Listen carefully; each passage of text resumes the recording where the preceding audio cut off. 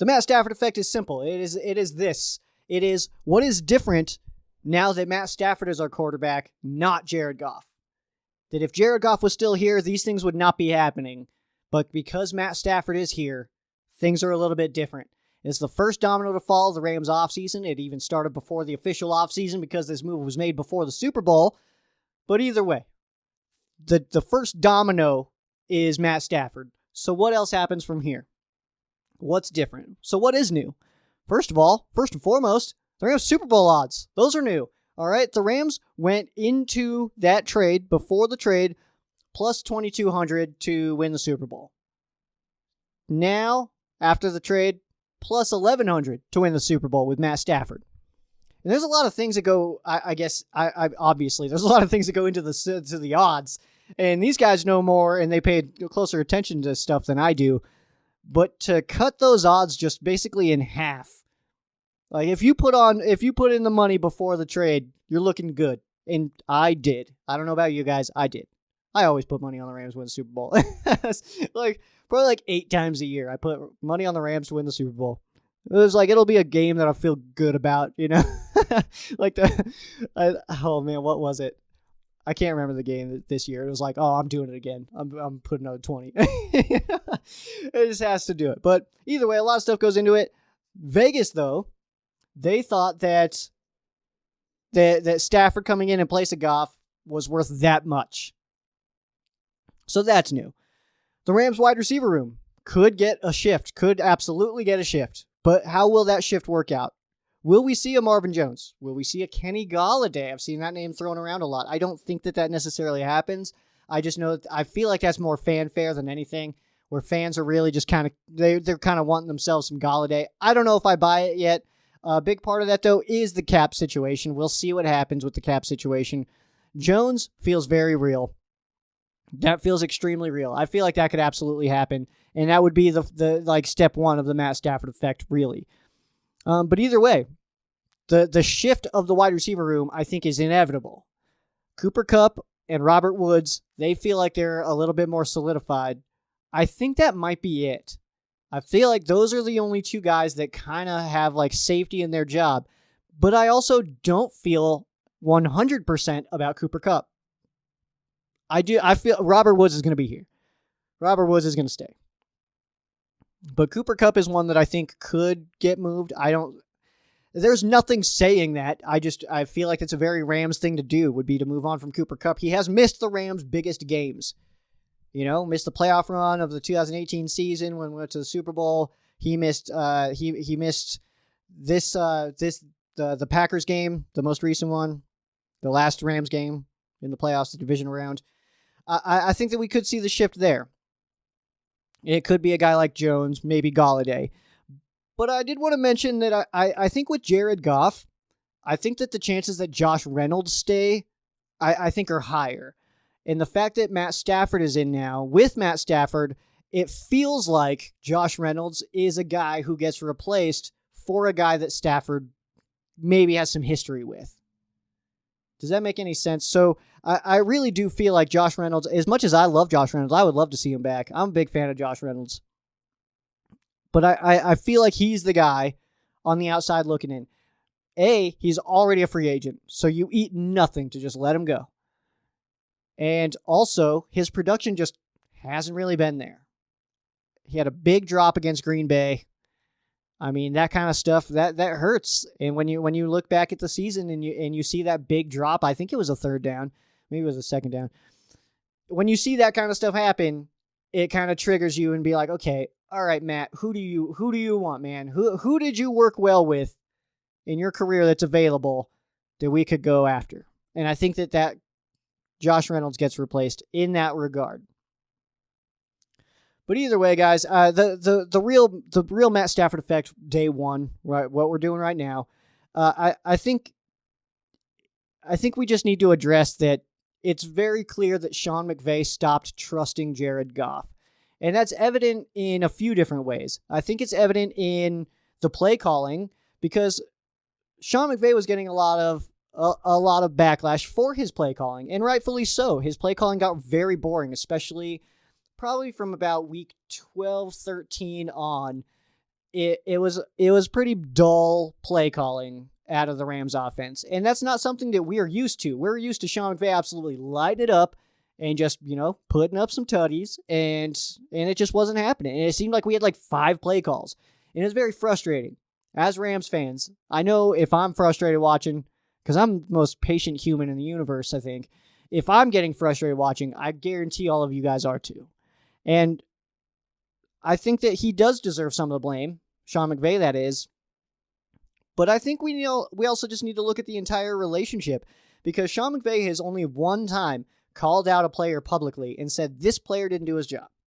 That was Jared Goff. And what that wasn't that long ago. It was, he did not do his job. He needs to stop turning the ball over. And then as soon as the season's over, he's a Ram right now. Which is it just told us all that he's on his way out. All of that says that trust was just gone. It just didn't exist. You look at the play calling, you look at the comments, you look at how fast they were ready to trade him before the Super Bowl, the trust was gone. So at the very, very minimum, we have to understand that McVay is going to trust Stafford. He picked Stafford. Stafford picked him, and he picked Stafford. So the trust is going to be there. The trust is already established. We have like a baseline of trust that's already higher than the level of trust that Sean McVay had with Jared Goff at the end of the season. It's already established because they chose each other.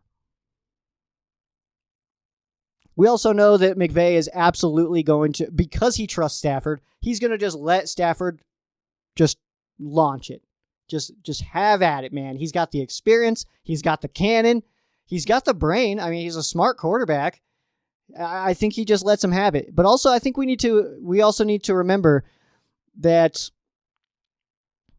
Matt Stafford has never seen a team like this before. He's never seen a coach like Sean McVay. He's never seen a running back group this deep. He's never seen a wide receiver room this deep. He has seen a better wide receiver, Calvin Johnson, but not a wide receiver room this deep.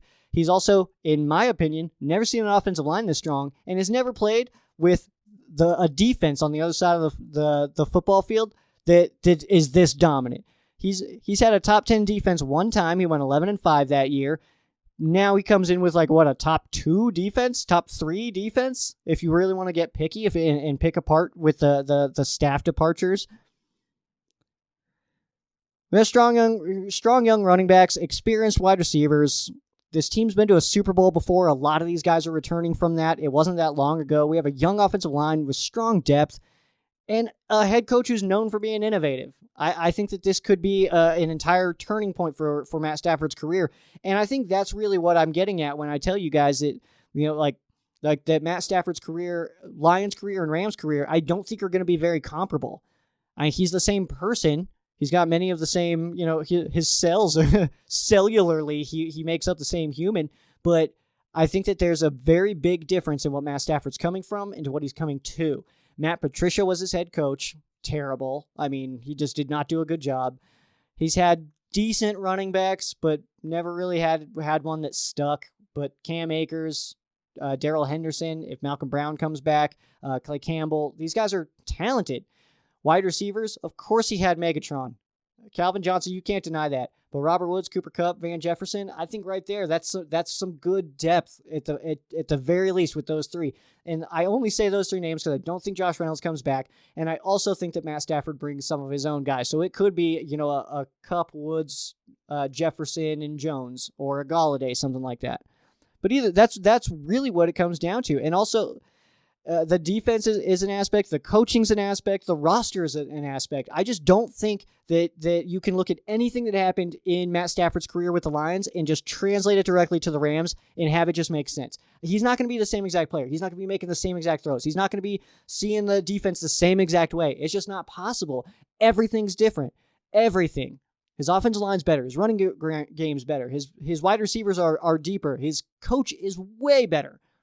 I don't think it's comparable at all. And that really is the Matt Stafford effect. And that's really what we're going to have to wait and see when the season actually starts and we actually see what he can do on the field under a Sean McVay offense. But I do want it to be known as well that I don't think that this is the year that everything comes to place. Like I don't think that adding Matt Stafford is like the final puzzle piece and you just push it in. You know that feeling like when you push in the final puzzle piece and the puzzle's done and it's just like, It just like smooshes in. I don't know how to explain it. It just like kind of creeps in there and makes that little soft little sound. I don't think what's happening. I think we just had a big section over here. It's like, oh, this is Matt Stafford. Oh, actually, that goes right here. Boom. But I think there's some things missing still. And also keep in mind that a quarterback is usually way better their second year in a system, not their first year. And of course, Matt Stafford's smart. He's experienced, all that stuff. But I think next year is really where we can try to turn that around. And I also want it to be known, I mean, the Rams went 10-6 and run a road playoff game with Jared Goff, who blatantly did not have the trust of the Rams head coach and offensive play caller, Sean McVay. That's gone now. The trust is there. At the very least, if Matt Stafford is just launching it and losing us games, then at least we won't be able to blame it on McVay anymore. Because I really do think that like the play calling, we can blame Sean McVay if we want to, but you have to look at why is he calling this? Why is he stopped doing jet sweeps? Why is he only doing this play action rollouts with the 3 levels off to one side? Why is that all he's calling? He didn't trust Jared Goff. That's it. He didn't trust his quarterback to run his offense like he wants it to run. It just didn't happen. So now you trade him out, and now we have a guy that he can trust. But that's my biggest part of it, guys. It's going to be 2 different careers. It's a new Matt Stafford. New Matt Stafford now. I don't think it's going to be the same. I don't think it'll compare at all. Thanks for watching, guys. Subscribe, watch some of these videos, do whatever you need to do. Peace!